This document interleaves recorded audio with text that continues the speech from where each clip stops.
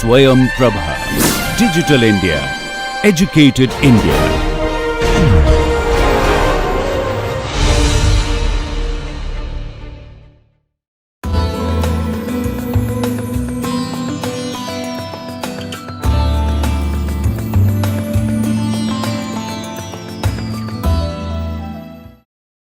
Good afternoon. This is our 9th session, second module, review of basic structural analysis.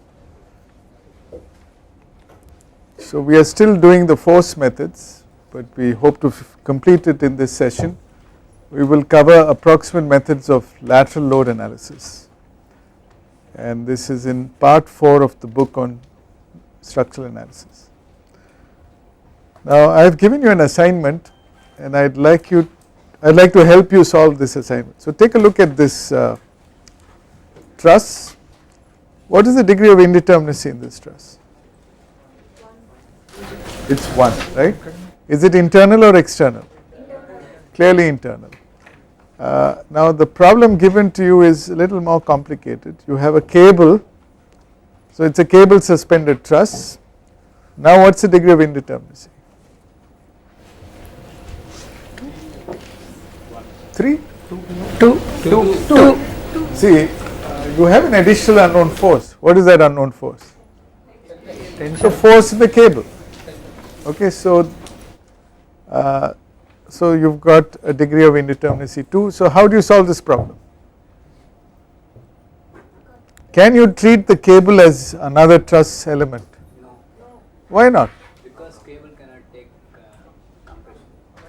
Yeah, but in this case it's obvious it's going to be in tension, so you can. Okay, so in this case you can treat the cable as another truss member. You can number it 7. So how do you go about solving this problem? Now the question asked is, analyze this truss, find the bar forces and the cable tension, plus a deflection question. Can you find the vertical deflection at, or given that the vertical deflection at C is 12 mm, find the value of EA, okay, the axial rigidity, and for the cable you are told the value of the axial rigidity is 2 times that of each bar in that truss. So let us see how we can do this problem. You need to choose 2 redundants, okay. One, clearly you can choose the cable itself, and the other one could be any bar. Let us say bar number 6, the diagonal. So you cut these 2 elements and you can number them. So let us say x1 is the unknown force in the bar number 6, and x2 is the unknown force in the cable, which is element number 7. Is it clear? Assume tension positive. You know how to solve this. So there are many ways of solving it. Basically you have to invoke compatibility conditions. If you do the method of consistent deformations, you have to write it in that flexibility format, or you could use the theorem of least work. You are familiar with this, you will do it. Now this part is easy. How will you find the vertical deflection at C?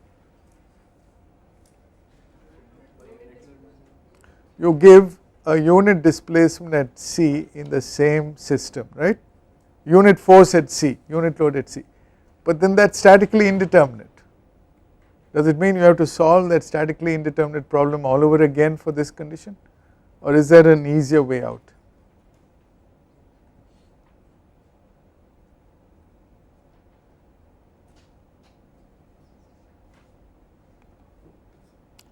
So this is what you would be doing, right? Solve again x1 and x2 for this problem, find the bar forces and so on, right?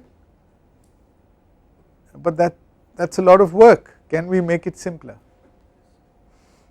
I have hinted at this when we covered the principle of virtual work, the unit load method. There is a tremendous power in that method. What is the All this.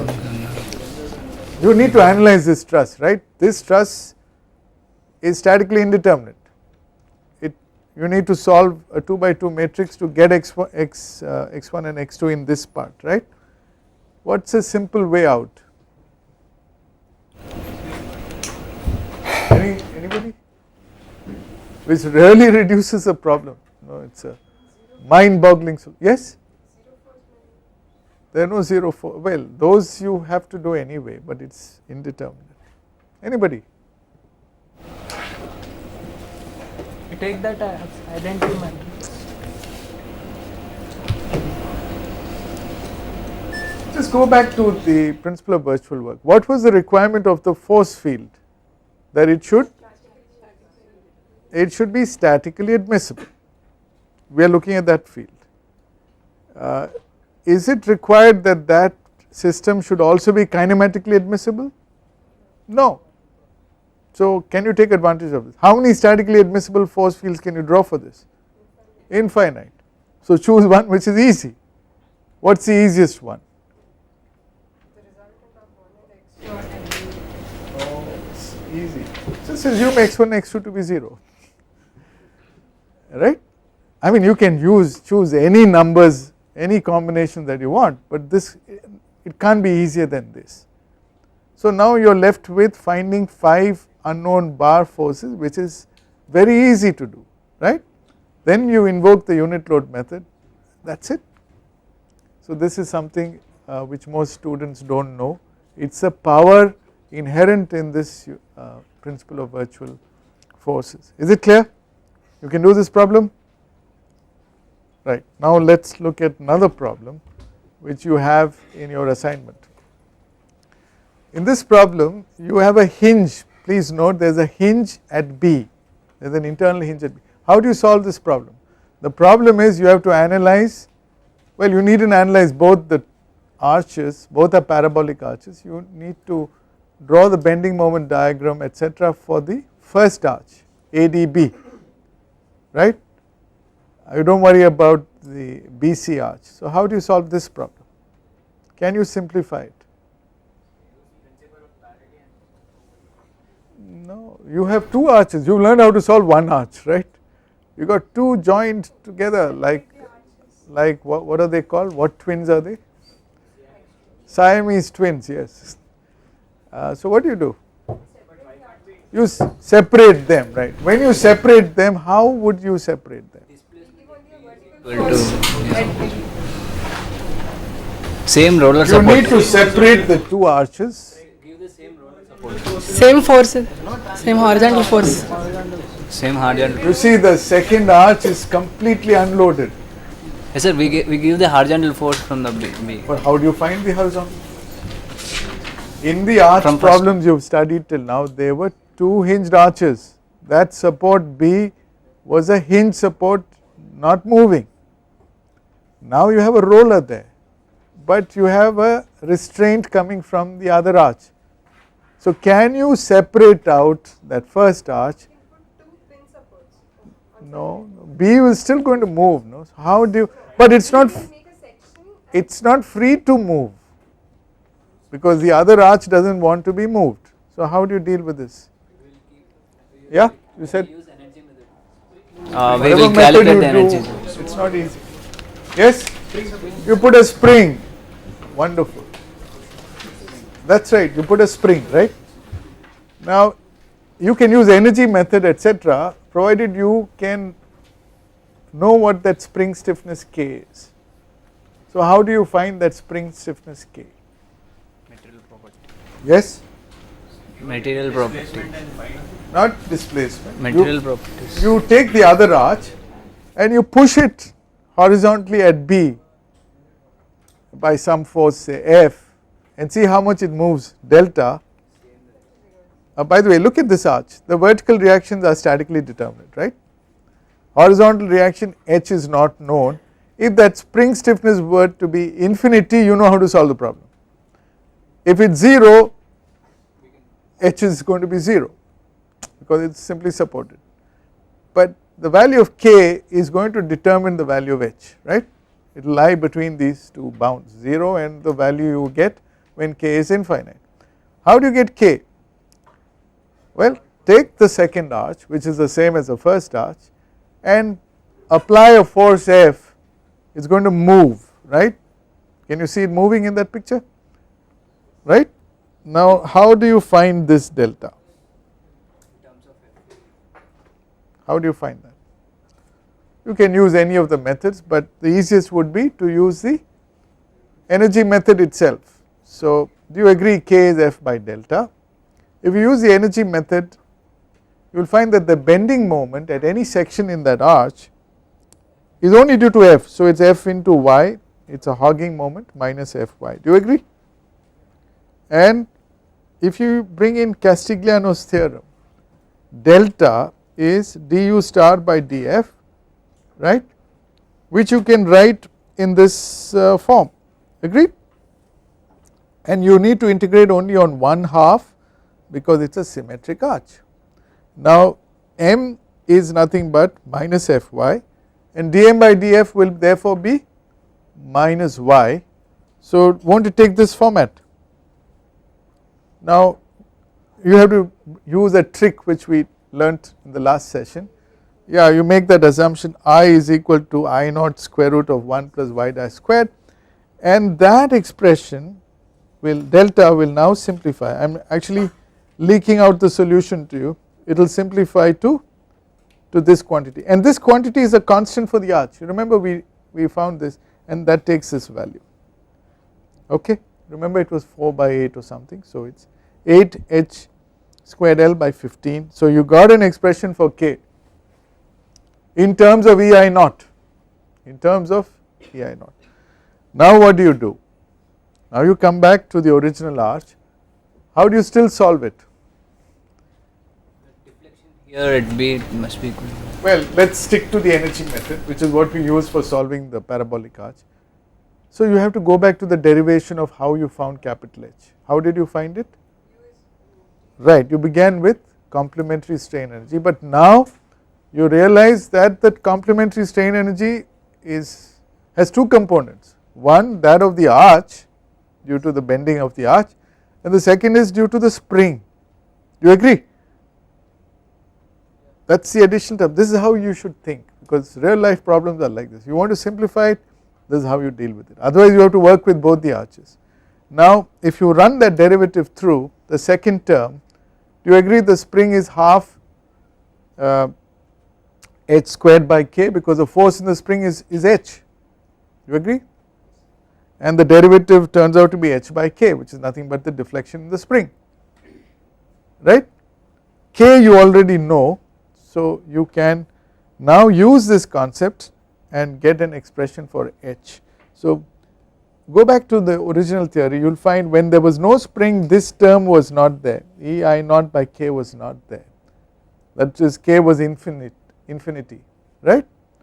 So you can, I want you to derive it from first principles, you will find you can do this, and you know the denominator, you can add up this value of k here with a value that we have derived for the parabolic arch. Now it is easy to do, right. You need to first chalk out the road map given a problem and then proceed. So it is an interesting problem. So will you do this? I have given you two problems, both related to force methods. And now in this session, before we take approximate lateral load analysis, let us complete some discussions on elastic supports. Now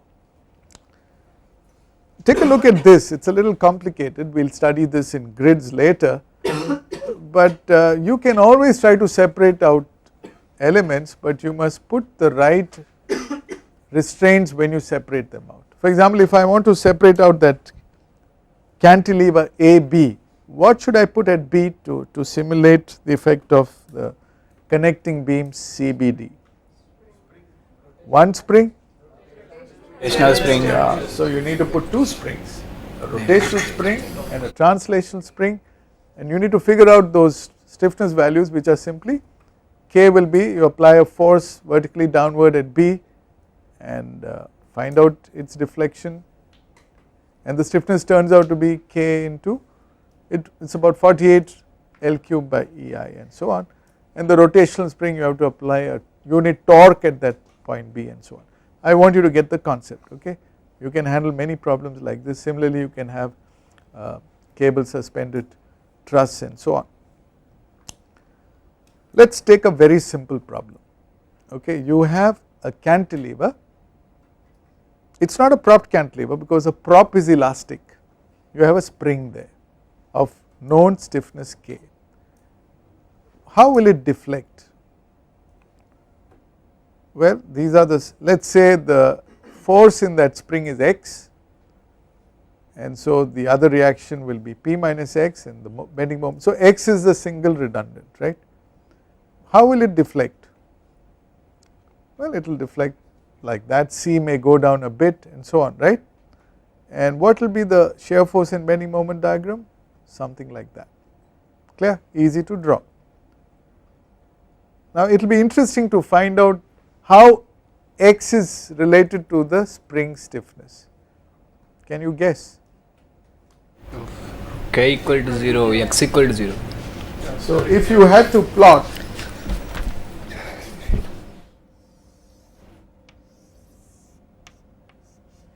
K with x, how would this figure look?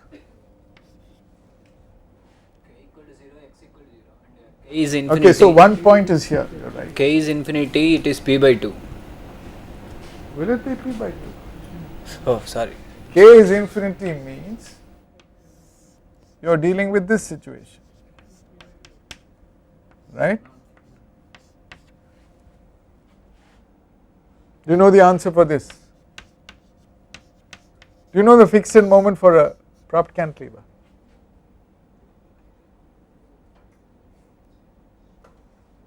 We will need this again and again in future sessions, but let us go back to fundamentals. Let us say it is a fixed beam. Do you remember the answer for this? This is P, this is L by 2, L by 2. What are these fixed end moments? PL by? PL by 8. You can prove this by conjugate beam method. So remember, this is PL by 8. And this will be well,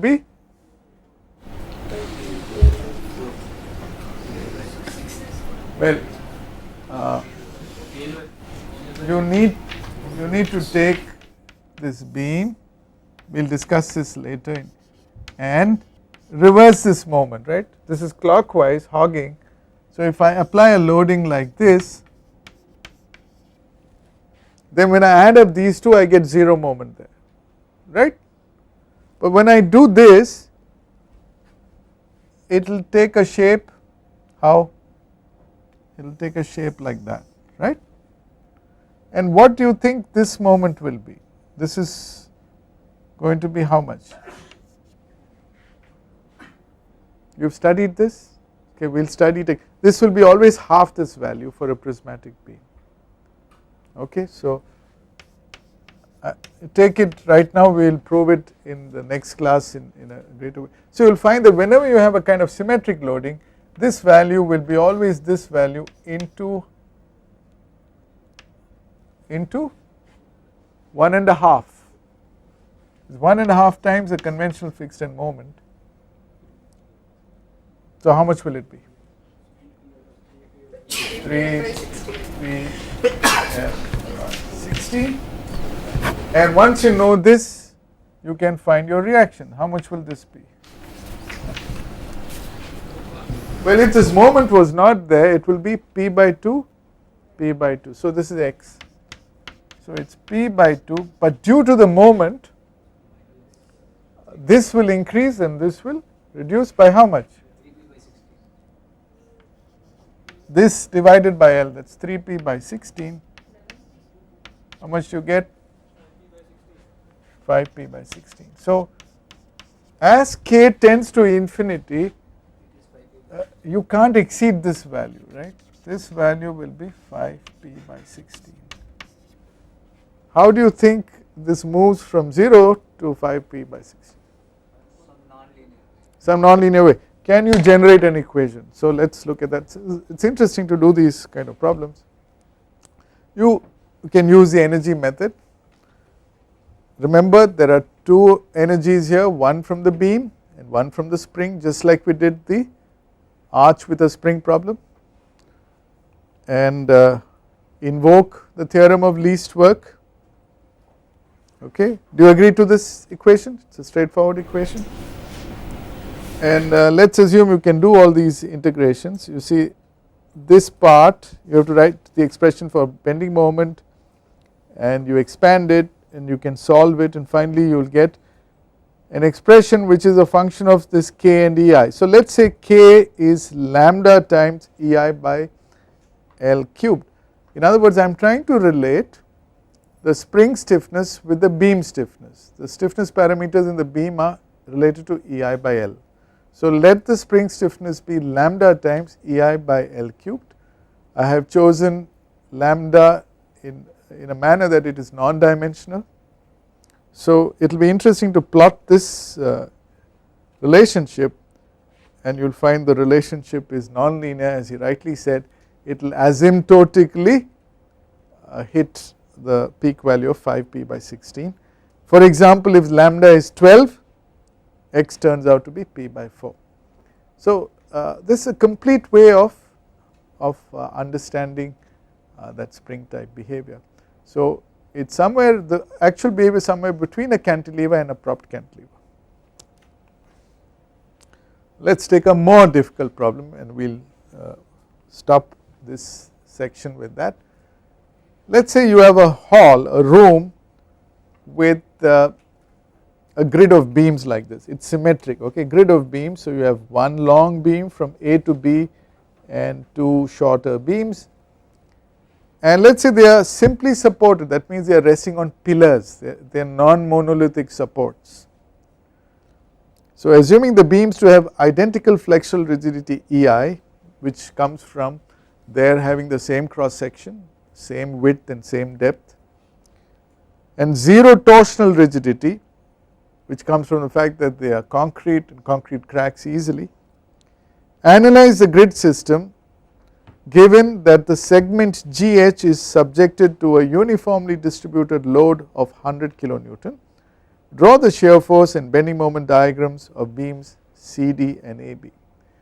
Now here I am only going to give you the concept, and I request you to go through the detailed calculation that at your leisure, it is all given in the book. So conceptually, how will you deal with this problem? It looks complicated.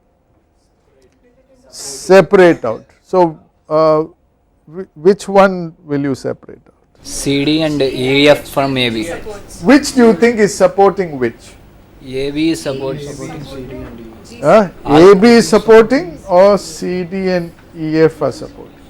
all are interconnected. We can't say that. Can't you say, or can you say for sure? We can't say See, that. GH is loaded. What's your hunch? What's your intuition? Supporting CD and AB is supporting CD and EF. CD and EF are supporting. CD and EF are supporting. CD and EF are supporting because they are stiffer. See, the stiffer fellows will support the not so stiff beam. Can't you feel it? Ultimately the deflections are the same. So it does not matter. Let us say you made a mistake, it will show up with a negative sign in your reaction, but it is good to get it intuitively right straight. So this, do you think this is a good approach? That means I have replaced the connecting beams CD and EF with two identical springs, fine, and this is the loading. The GH is on AB, so I have to take out AB separately. Do you agree? This is perfect. Now I need a value of K. What is the value of K? K is the flexural stiffness of the beams CD and EF. So how do I do that? So both of them are simply supported beams. What's the span of the beam?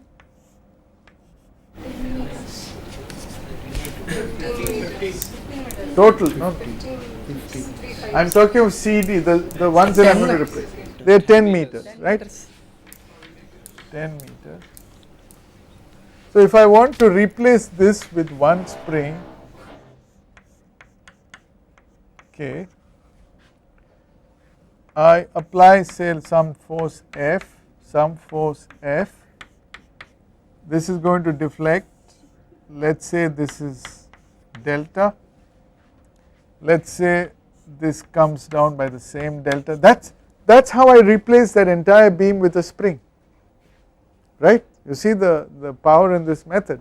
So Is there a formula for delta that you can easily derive? What is delta? What is delta? You don't remember? That's right. So if the load is F, you should say F into 10 cube by 48 EI, you're right. So K turns out to be F by, that's it. So you can do that, it doesn't take you much time, you've got that, and now you can analyze the beam. So your compatibility equation is the deflection at either G or H. Your compatibility equation is, let's say x1 and x2 are the forces at the bottom of the spring, the reactions, right. Obviously x1 is going to be equal to x2, right. So let's cut the spring at the base, let's see how much it moves. It should not move, there should be no separation between the cut ends. So your compatibility condition is d1L, that is the deflection here caused by this loading in the cut springs, plus F11 x1 plus F12 x2, this must be equal to 0. That is your conventional compatibility equation. You can work out all those quantities, and taking note of the fact that x1 is equal to x2, it reduces to that equation.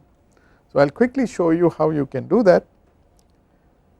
You need to now find out d1L, F11 and F12, right. So your first thing is you need the bending moment diagram when x1 and x2 are 0 in the primary structure. That is easy to do. Okay, you have a UDL, so you have a parabola in the middle and you have two straight lines, and those areas are easy to compute. Then you apply x1 equal to 1, that means you pull that spring down by x1 equal to 1, and you have a force in the spring, but you also have a bending moment in the beam, and that bending moment diagram is a linear diagram like that. That is what we call M1 diagram, and then you pull the other spring down with a unit load, you have M2 diagram, which is the same as M1 but laterally inverted. Okay, so you have these diagrams. So can you not calculate d1L? What is d1L? d1L is a product of, comes from the product of this diagram and this diagram, okay, which you can work out, it is not difficult. What is F11? F11 is a product of this diagram with itself. F12 is this with this, F22 is this with itself. So these are simple things you have done before, but remember F11 has two contributions, one from the beam and one from the spring, because the spring also elongates. The spring also elongates, so the spring also moves. The spring movement is a value that you already know. Okay, so you can work this out. You can write F11, F12, and so on. Conceptually, is this clear? Okay, you might encounter such problems in real life. When you simplify, you have a powerful technique to solve them, and you can plug in those numbers, solve for x1, and now once you know the value of x1, you see how it comes. You, let us say x1 is 45.83 kilonewton minus, which means it is compression. So you have a force acting here, and the same force acts downward on the supporting beam. Is it clear? And these diagrams are easy to draw. You can draw the shear force and the bending moment diagrams. This is complete. So all you had was one unknown x1 and x2 was equal to x1. You can solve this problem. So this is how you deal with elastic supports. Now straight away we will go to the last topic in this session. If you have tall buildings, you have a problem of both vertical load transfer and horizontal load transfer. So let us take a typical framed building like this. You have columns and beams. So can you see this? This is the framing plan where you have columns and beams, they are integrally connected, and the loads are transmitted from the slabs to the beams to the columns to the foundations, okay, story by story. It is simple to understand. This is vertical load transmission. What about horizontal load transmission? Well, it goes to the foundation through frame action. So, you have to analyze this plane frame. If you separate out the frames, you can do that. How do you do horizontal load transfer? Let us say wind is acting on the face of the building. You have cladding which will come in the way of the wind velocity. So, there is wind pressure, you can calculate the wind force, the wind pressure will increase with the height of the building. Let us say you can work out those pressures, and you can find out, let us say, the force acting in an isolated frame at every floor level. How do you do that? Well, some people take just the wind pressure and multiply by the tributary area, that means half the width on one side and half. Well, that is one way of doing it. It works if your frames are all symmetric, but that would mean that your end frame, the last one, would take half the load compared to an intermediate frame. Do you think that is the way it is going to behave? Why not?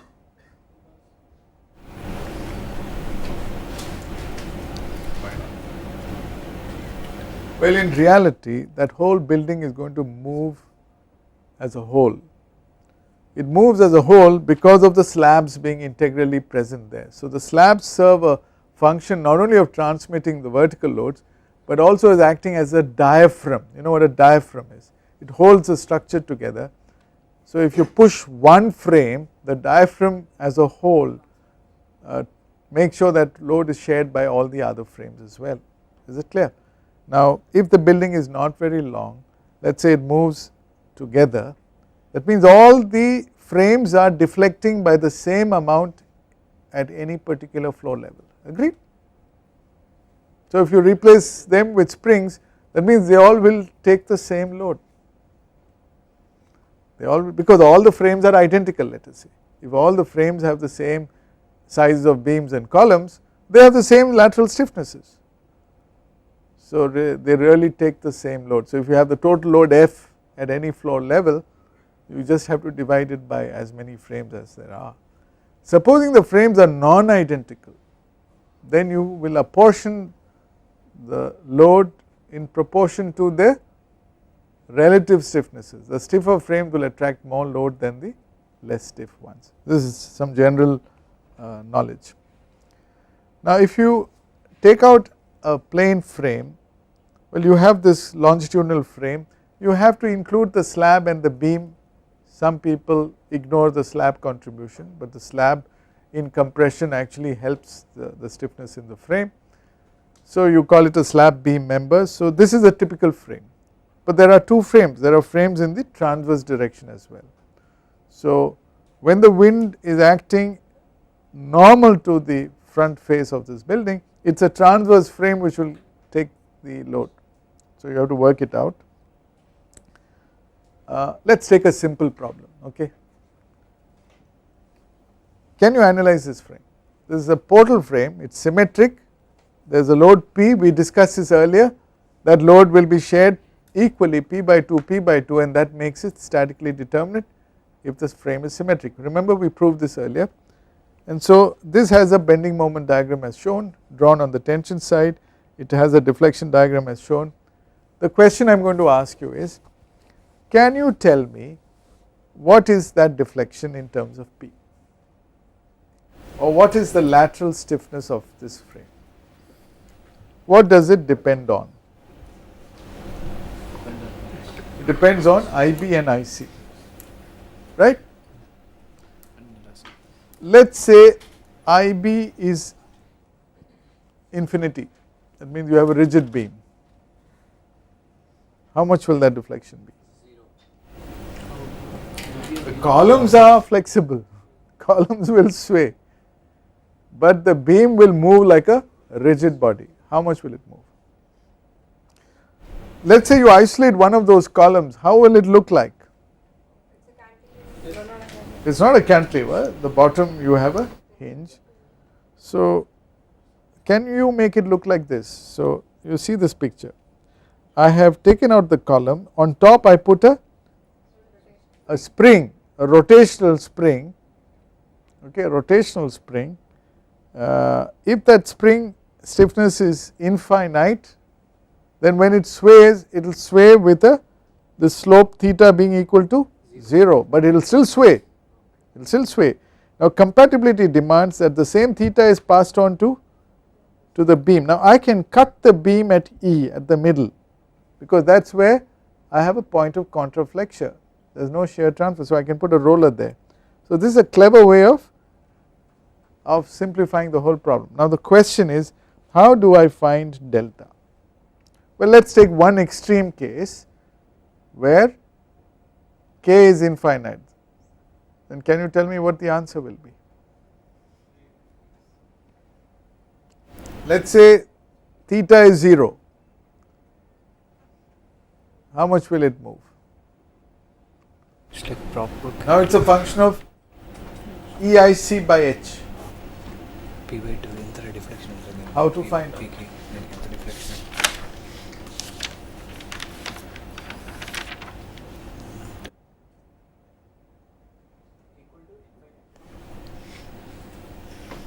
It is same as cantilever with a. That is right, it will be same as the cantilever. See, look at that picture, it is taken this shape. What is the force here? P So by 2. it is like a situation like this, right? This is P by 2, this is H. What do you think this deflection is? Is it so difficult? Huh? P by 2 into H cube by 3 3 EI. EIC. It is not difficult. You must be alert. Whenever you see a deflected shape like this, it should remind you it is like a hung cantilever. Is it clear? And the formulas are there to help you. So it is not that tough. You must develop the ability to write this down. And wait. Okay. The other point to note is you also know an expression for theta, right? If you have a simply supported beam of span L by 2, do you agree that the relationship between the moment and that beam, let us say I have a beam, elastic beam, and I apply some moment here, say m naught. This is going to rotate like this.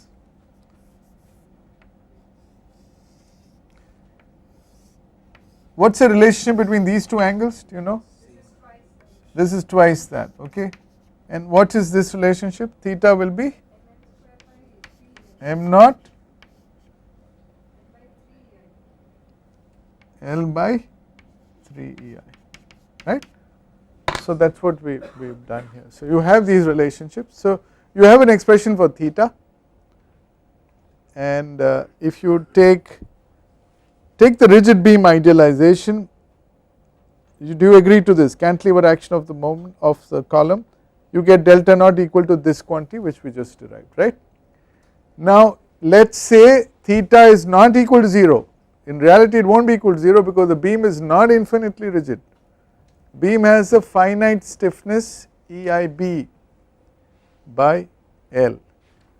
Then what is the additional deflection that you have?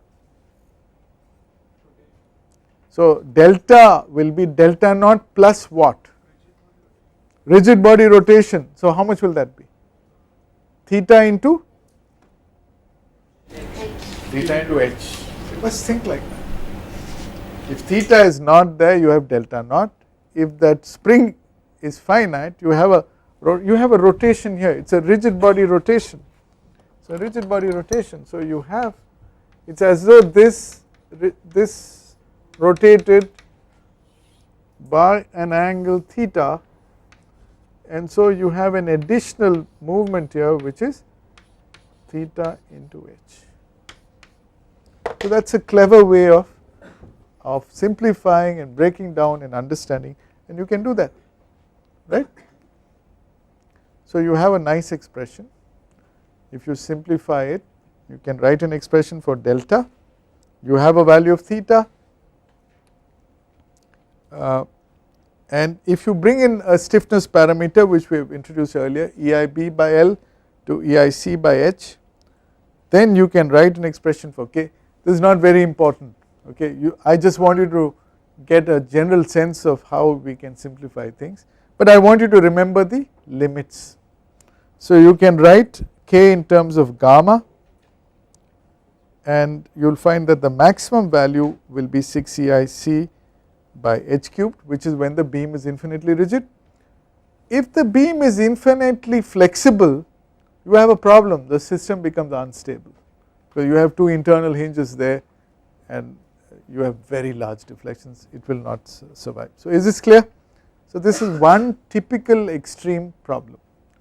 Let us take the same portal frame and fix it at the bottom, okay. This is now statically indeterminate. Earlier it was hinged at the base. Now let us begin with the rigid beam idealization. This building is sometimes referred to as a shear building, okay. It is a shear mode of movement.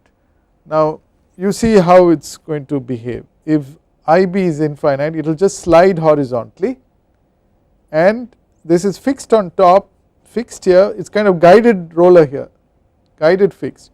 So the slope there is 0, the slope here is 0. Do you agree that this point of contraflexure will be in the middle? Do you also agree this P, that these two columns will move identically? They will have the same bending moments and same shear force. Do you also agree that this load P will be shared equally by the two columns? Now can you give me an expression for delta naught with that knowledge? Okay, look carefully. Can you give me an expression for delta naught in terms of P, E and IC and H? Please work it out.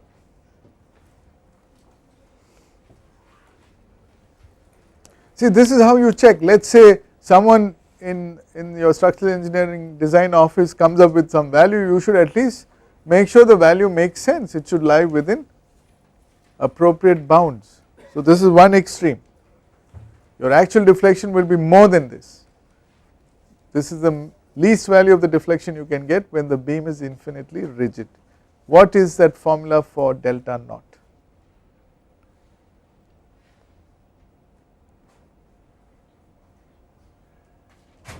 Okay, where that hinge is located, what is the movement?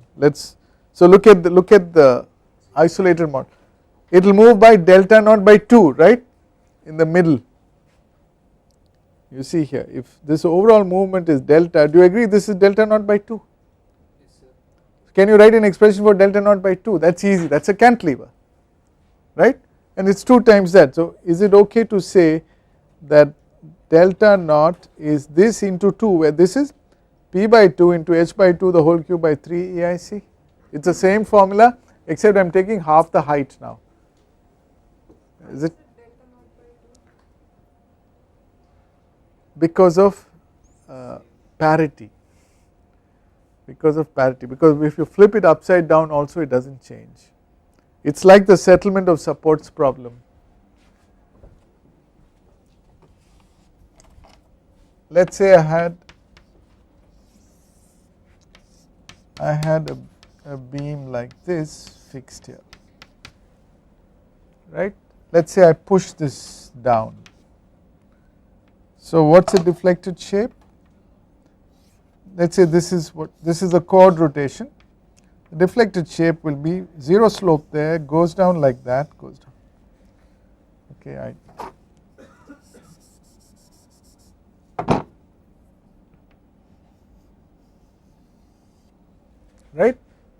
Now does it matter whether this goes down or goes up? Can't you feel that the point of contraflexure will be bang in the middle if it is a prismatic beam?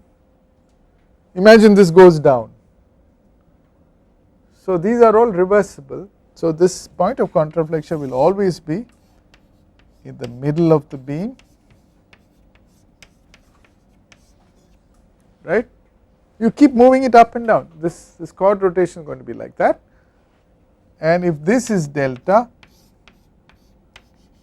this has to be delta by 2. You are not convinced?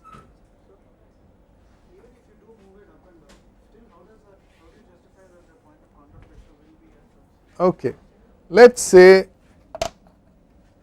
you move it up.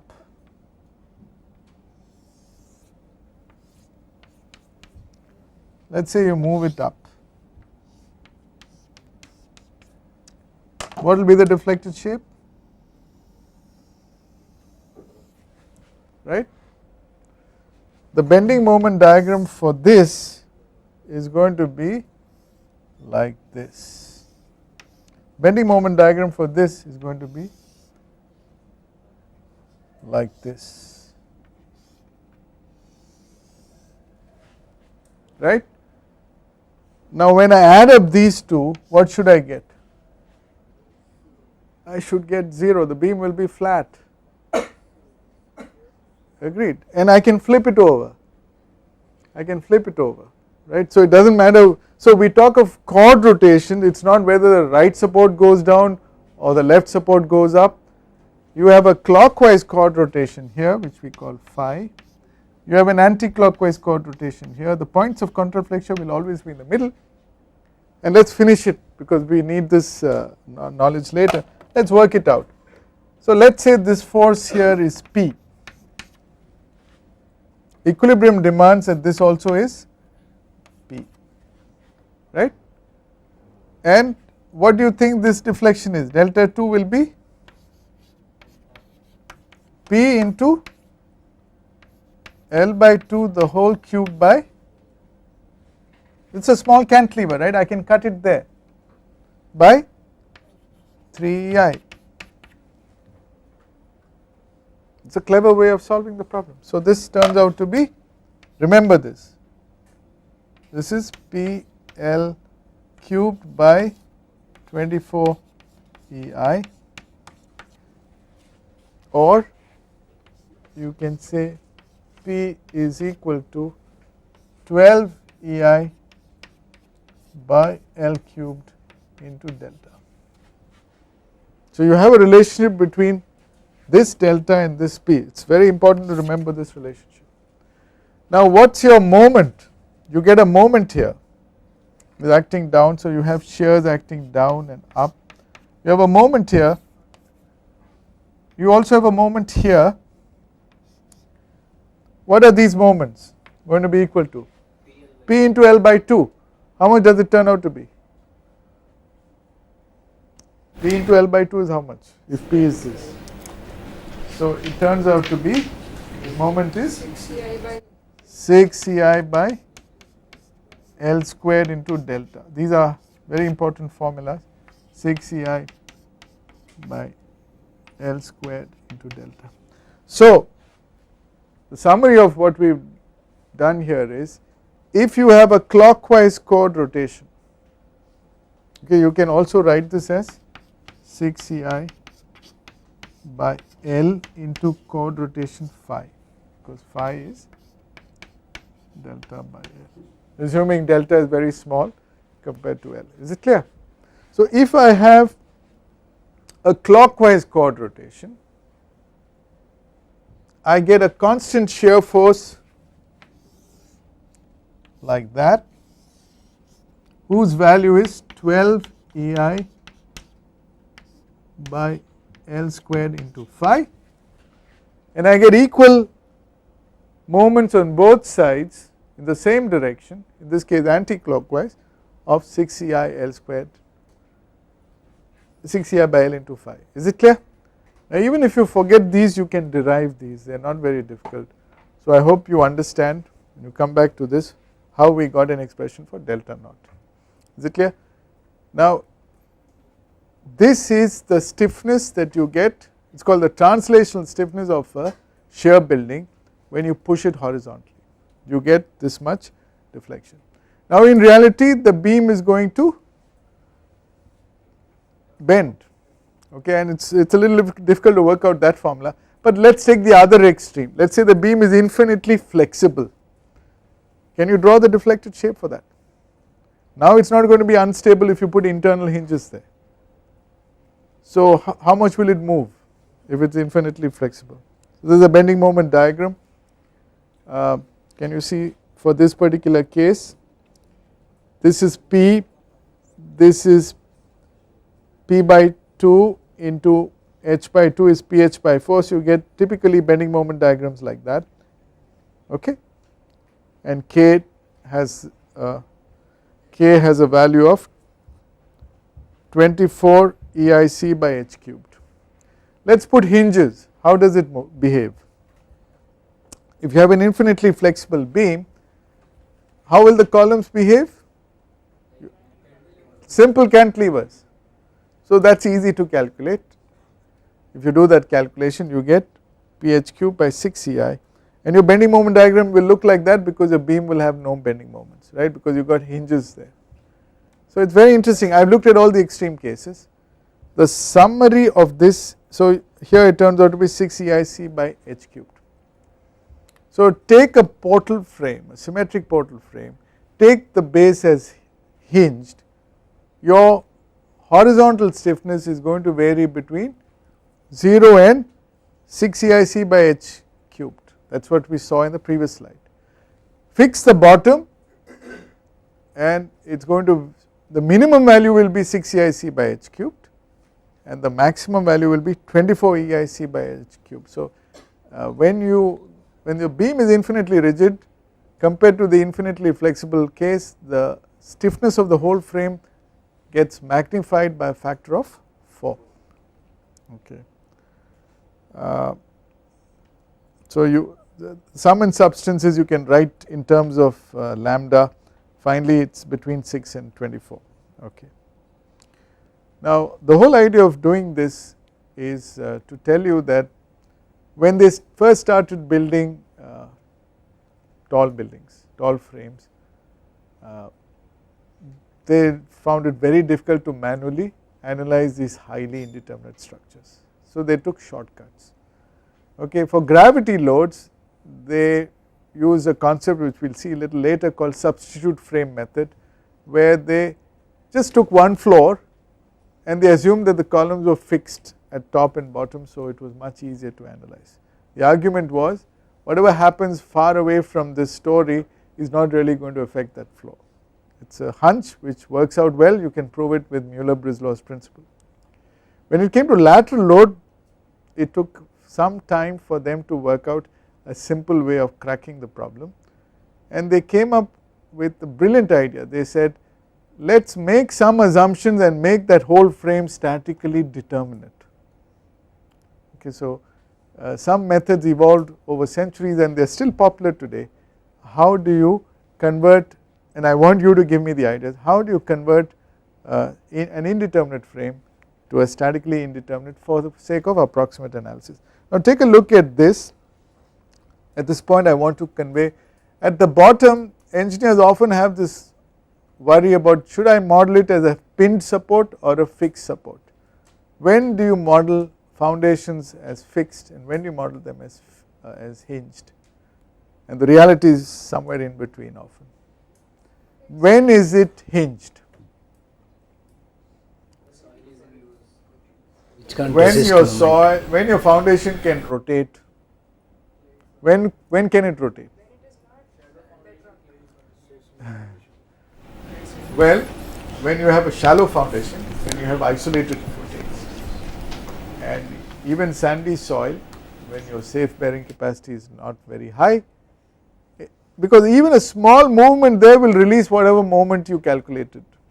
So that is one extreme, okay. When do you model it as being fully fixed?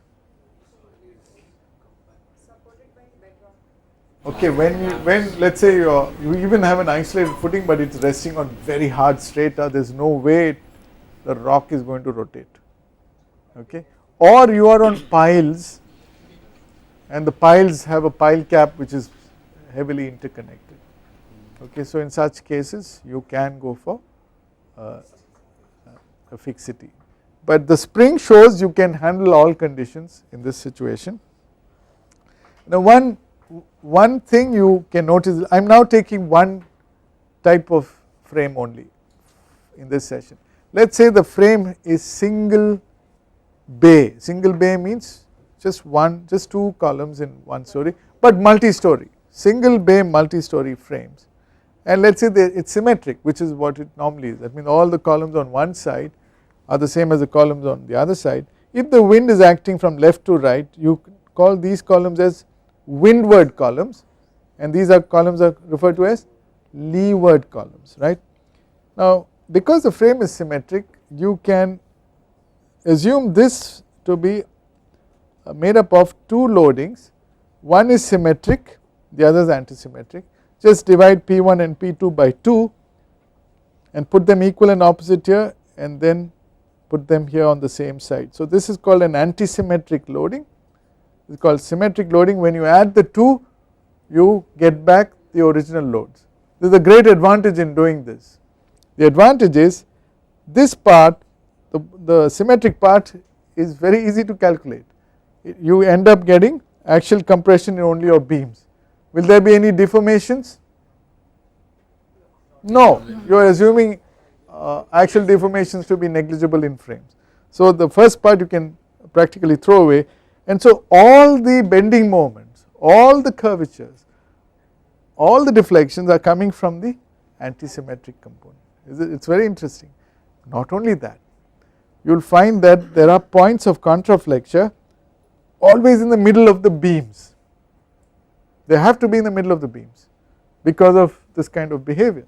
Whether you push it to the left or right, your behavior will be the same, right, and all the columns are moving in the same way. So you will have points of contraflexure always in the middle of beams in such frame, in symmetric frame, but in the columns they could be anywhere. So that is the other issue to note.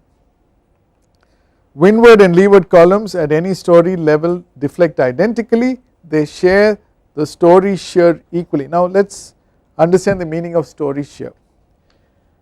So we are saying this hinge, I mean it is not a deliberate hinge, it is just the fact that the bending moment there is changing sign, is going to be in the middle of the beam, but this hinge could be somewhere in the middle of the column. We have not yet proved that it is exactly in the middle, and similarly this hinge in the lower story is somewhere. Supposing the bottom is hinged, then this point of contraflexure will actually shift to the bottom.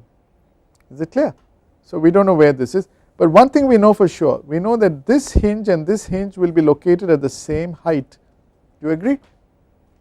This hinge and this hinge will be located at the same height. Now let us say I cut a section here along this, wherever the hinge locations are in the columns, and I take out the top part, then it is like a cantilever, it is taking some lateral load, that is referred to as a story shear. Look at the word, story shear is the lateral load taken by all the columns in one story. So if your load here is P2, the story shear in the second story is P2. Now if I now cut a section at the lower story, then the upper story is part of that section. What is my story shear? If I cut a section here, it will be P1 plus P2. So you will find the ground floor columns take more shear than the upper story columns, so they will be loaded more heavily. And can you realize, so the point made is this story shear will be shared equally by this and this story shear will be shared equally by this and this. With that assumption we can solve this problem. We will stop here and we will complete this very interesting simplified analysis in the future. Thank you.